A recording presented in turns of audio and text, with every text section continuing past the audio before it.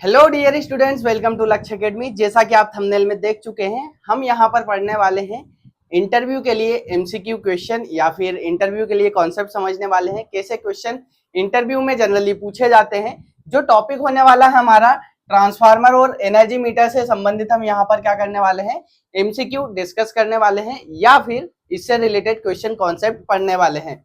MCQ या फिर आपके वाइवा में जो ट्रेड होता है इलेक्ट्रिशियन, वहां पर एग्जाम में पूछा जाता है। कहीं पर भी ये क्वेश्चंस पूछे जा सकते हैं आपसे यदि आप इलेक्ट्रिशियन कर रहे हैं या फिर किए हुए हैं। तो ये हमारे एक स्टूडेंट है जिन्होंने कमेंट किया था कि सर मुझे यदि कोई पूछता है ट्रांसफार्मर, टाइप्स ऑफ ट्रांसफार्मर के बारे में या फिर टाइप्स ऑफ एनर्जी मीटर के बारे में, इंटरव्यू में कोई क्वेश्चन पूछे जाते हैं तो उन्हें कैसे डील करना है, कौन से क्वेश्चन पूछे जा सकते हैं या कितने प्रकार के होते हैं।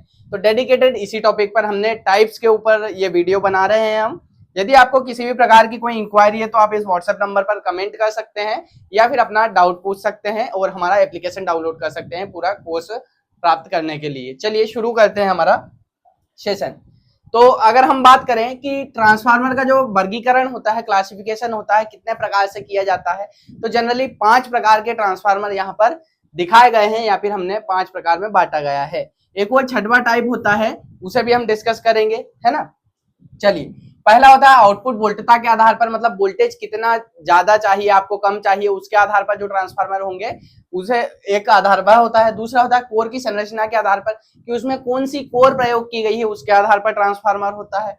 तीसरा है फेजों की संख्या पर निर्धारित, मतलब कितने आधार के होते हैं, कितने प्रकार के होते हैं, कि single phase transformer, double phase, 3 phase, जो भी ट्रांसफार्मर होते हैं उनके बारे में। फिर चौथा टाइप है आपका शीतलन प्रणाली के आधार पर, तो इसमें भी 4 प्रकार होते हैं, उसको भी आगे समझेंगे हम। और 5वां टाइप है आउटपुट क्षमता के आधार पर, मतलब आउटपुट कैपेसिटी के आधार पर कितने प्रकार के ट्रांसफार्मर होते हैं वह समझेंगे। और अगला ट्रांसफार्मर है कमर्शियल, ठीक है, जिसको हम बोलते हैं व्यापारिक ट्रांसफार्मर, ठीक है।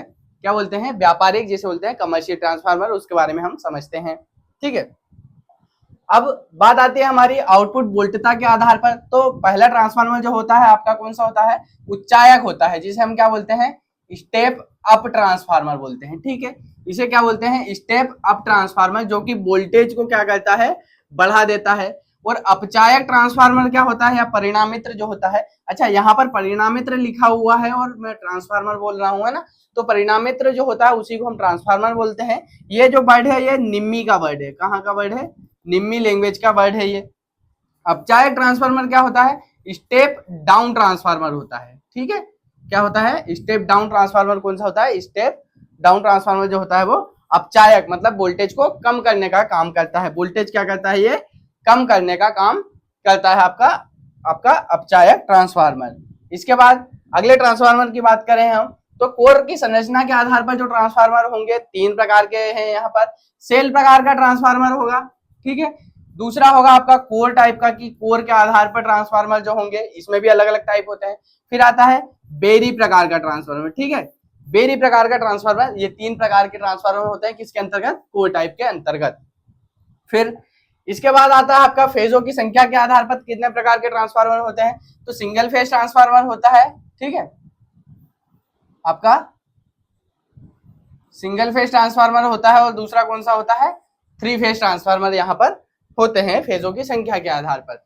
इसके बाद बात आती है शीतलन प्रणाली के आधार पर। शीतलन प्रणाली का मतलब क्या होता है कि जो ट्रांसफार्मर की कूलिंग होगी, ठंडा करने की प्रणाली कौन सी प्रयोग कर रहे हैं, उसके आधार पर जो ट्रांसफार्मर होंगे वह कौन कौन से होते हैं। तो यहाँ पर 4 प्रकार के बताए गए हैं। प्राकृतिक रूप से शीतली ट्रांसफार्मर, जो कि नॉर्मल आपने देखे होंगे आस पड़ोस में जो ट्रांसफार्मर लगे होते हैं, उस टाइप के ट्रांसफार्मर। दूसरा तेल द्वारा शीतली ट्रांसफार्मर, इनके अंदर कौन सा ऑयल होता है?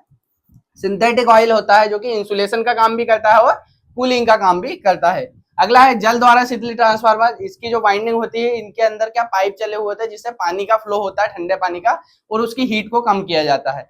अगला है वायु दाब द्वारा शीतली ट्रांसफार्मर, मतलब एयर का प्रेशर दिया जाता है और इसकी हीटिंग को कम किया जाता है, ठीक है। तो शीतलन प्रणाली के आधार पर जो ट्रांसफार्मर हो गए आपके 4 टाइप के हो गए हैं। अगला बात करें हम आउटपुट क्षमता के आधार पर। आउटपुट क्षमता जिसे हम बोलते हैं कैपेसिटी के आधार पर, ठीक है। कैपेसिटी के आधार पर जो ट्रांसफार्मर होंगे वो कितने प्रकार के होंगे? 2 प्रकार के। पहला होता है ऑटो ट्रांसफार्मर और दूसरा होता है आपका इंस्ट्रूमेंटल ट्रांसफार्मर, जिसे हम कहते हैं। इंस्ट्रूमेंटल ट्रांसफार्मर के अंतर्गत ही क्या आता है? आपका सीटी और पीटी आता है, ठीक है। करंट ट्रांसफार्मर और पोटेंशियल ट्रांसफार्मर जिसे हम कहते हैं, ये इंस्ट्रूमेंटल ट्रांसफार्मर के अंतर्गत आते हैं। आगे बढ़ते हैं, व्यापारिक ट्रांसफार्मर जैसे हमने बोला, कमर्शियल ट्रांसफार्मर जिसे हम कहते हैं, तो ये भी दो प्रकार के होते हैं। पावर ट्रांसफार्मर होता है, दूसरा डिस्ट्रीब्यूशन ट्रांसफार्मर। डिस्ट्रीब्यूशन ट्रांसफार्मर आपके गली मोहल्लों में लगे हुए जो ट्रांसफार्मर होते हैं वो डिस्ट्रीब्यूशन ट्रांसफार्मर कहलाते हैं। अगले टर्म की ओर बढ़ते हैं। अगला टर्म है हमारा जो एनर्जी मीटर होते हैं, हमारे ऊर्जा मापी होती है, वो कितने प्रकार के होते हैं उनके बारे में। तो सबसे पहले हम डिस्प्ले के आधार पर पढ़ते हैं। तो जो होते हैं दो प्रकार के होते हैं। पहला होता है एनालॉग मीटर, दूसरा होता है डिजिटल मीटर। एनालॉग मीटर में क्या होता है, इस तरह से एक पॉइंटर बना हुआ होता है, यहाँ पर स्केल बना होता है ना, और ये जो पॉइंटर होता है एक वैल्यू बताता है। तो ये इस प्रकार के जो मीटर्स होते हैं वो कौन से होते हैं, एनालॉग मीटर। आपने जनरली मोटरसाइकिल में, कार के जो या पेट्रोल टंकी जो होती है उसमें जो इंडिकेटर लगा हुआ होता है, स्केल होता है, वो कौन सा होता है, एनालॉग टाइप का मीटर होता है। एनर्जी मीटर नहीं, मीटर बता रहा हूं मैं कि एनालॉग मीटर इस टाइप के होते हैं, एनर्जी मीटर अलग टाइप के होते हैं। पहले आपने देखे होंगे बाइक की जो स्पीड देखते हैं हम, है ना, स्पीड के अलावा जो डिस्टेंस मेजर करता है वो वाला मीटर, उसी टाइप के एनर्जी मीटर आते थे, उनको बोलते हैं एनालॉग मीटर। डिजिटल मीटर क्या होता है, ये डिजिट के रूप में यहाँ पर को क्या बताते हैं, वैल्यू बताते हैं, है ना, जैसे 1 2 3 इस टाइप से आपको वैल्यू दिखाएंगे, जो अंक के रूप में जो वैल्यू दिखाएंगे उन्हें क्या बोलेंगे हम, डिजिटल एनर्जी मीटर। ठीक है, ठीक है, आपको ये समझ में आया होगा। अगला है आपका मोटर के सिद्धांत। जो मोटर सिद्धांत के आधार पर एनर्जी मीटर होंगे, ऊर्जा मापी होंगे, वो दो प्रकार के होते हैं।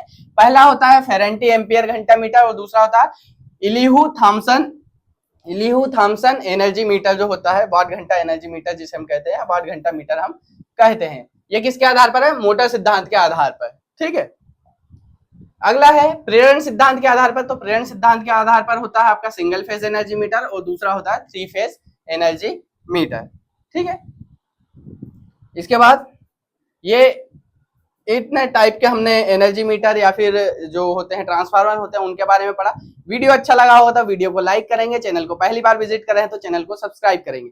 यदि आप हमारा कोर्स परचेस करना चाहते हैं तो आप हमारा एप्लीकेशन डाउनलोड कर लेंगे, लक्ष्य एकेडमी TEA, जो प्ले स्टोर पर अवेलेबल है। या फिर किसी भी प्रकार का कोई भी डाउट है तो व्हाट्सएप हेल्पलाइन नंबर पर आप यहाँ पर मैसेज कर देंगे। ये नंबर दिख रहा है 6264940991। ठीक है,